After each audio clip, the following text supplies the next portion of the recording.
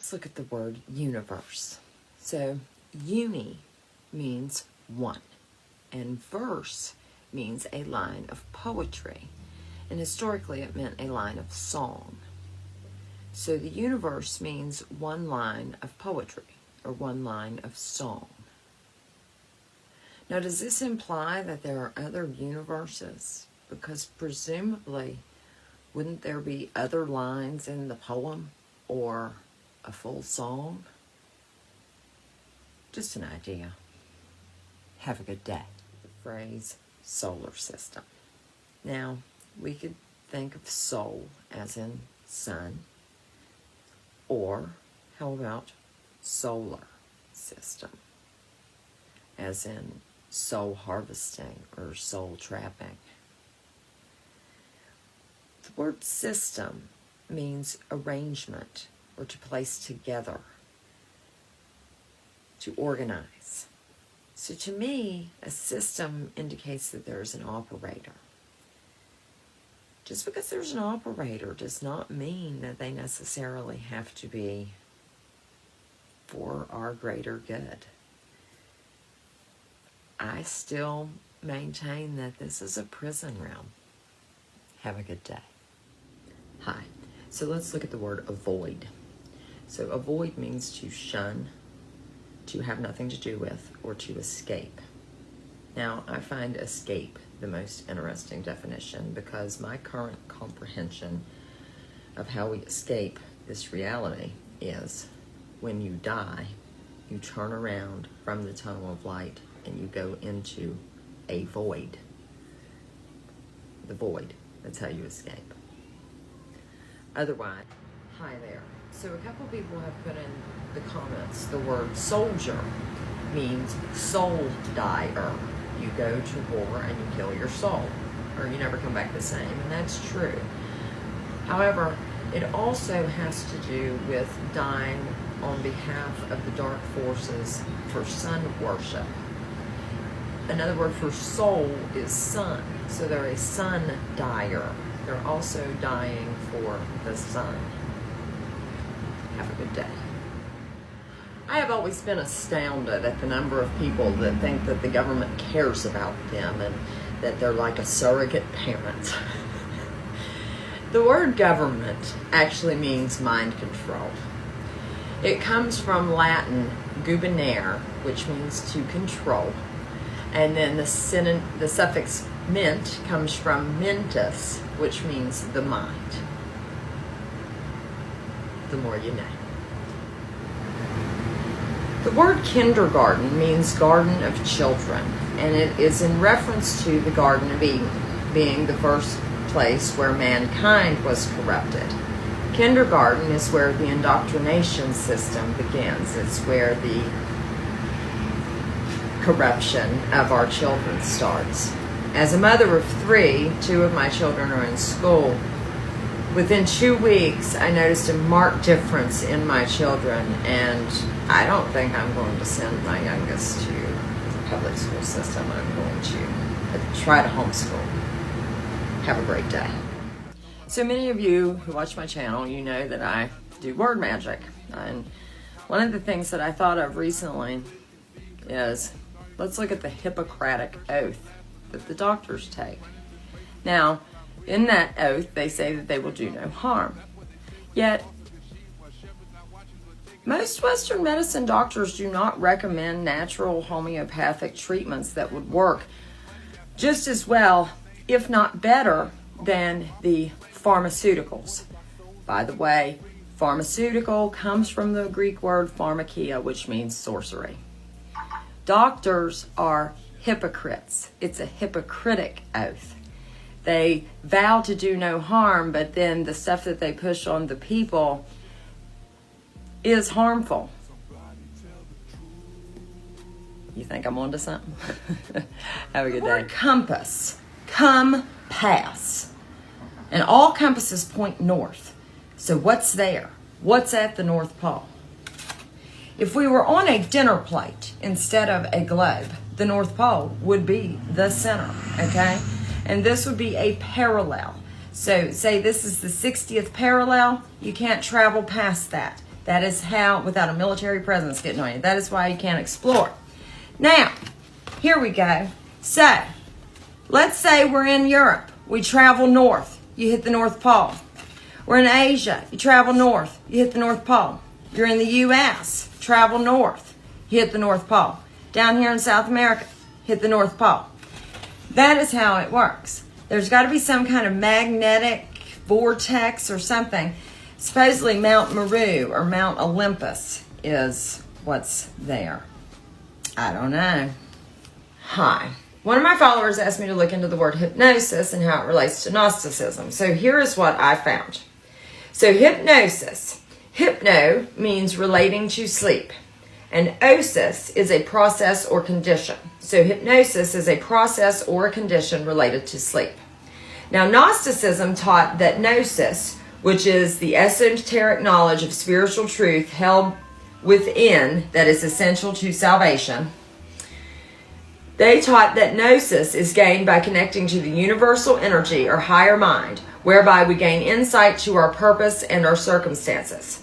Gnosis is obtained by connecting to our higher self through meditation, dreams, hypnosis, and or intuition. This form of healing is known as transpersonal or self-directed healing. So, hypnosis is a practice that Gnostics practiced. Have a good day. Hi there. So someone asked me yesterday or the day before if I would look up what a wedding, what the symbology behind a wedding was, if it was ritual or anything like that. And I did. I never wanted a wedding. And that's interesting because it is nothing but ritual. The black and white clothing is a Freemason symbol, the cake, the bridesmaids, all of it. It's all rooted in the supernatural. The marriage contract, which is really the legal basis of a marriage today, is nothing more than the merging of two corporations. If you are not aware that your government considers to be you a corporation that it owns, you have more research to do. So that's an interesting question. Thank you very much. I learned something today. And I see that my intuition was right not to have a wedding. The word trial in the Western legal system is similar to try out. The definition of try out is a test to determine fitness for some purpose. In this instance, they're determining your fitness as how well you use legal words and understand the game of trickery being played in the court game. And if you do not fare well in your trial, you become a convict, a con-victim of the legal game being played. Demiurge is L. Okay, and if we look at the word angel, on the wheel of the zodiac, each 30-degree angle is called an angle of L, or a ray of God, L being the demiurge. So the angels are those that work for the demiurge.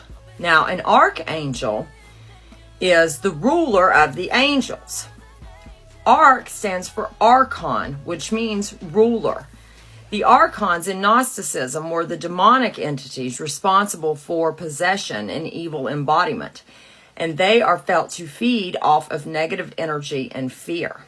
So, when we call on archangels and angels, we need to be careful. I mean, this system, they're trying to keep us in here. All this follow the light stuff, it's all to keep us trapped. The archons were responsible for keeping people in the material realm. Sun and sun are two very similar sounding words, and when said aloud, they would cast the same spell. Sun worship is an occult practice that has gone on for thousands of years, and many ancient gods, such as Mithras, Ra, Baal, and Helios, were sun gods. Jesus is our most current sun god. He is actually described as walking on water.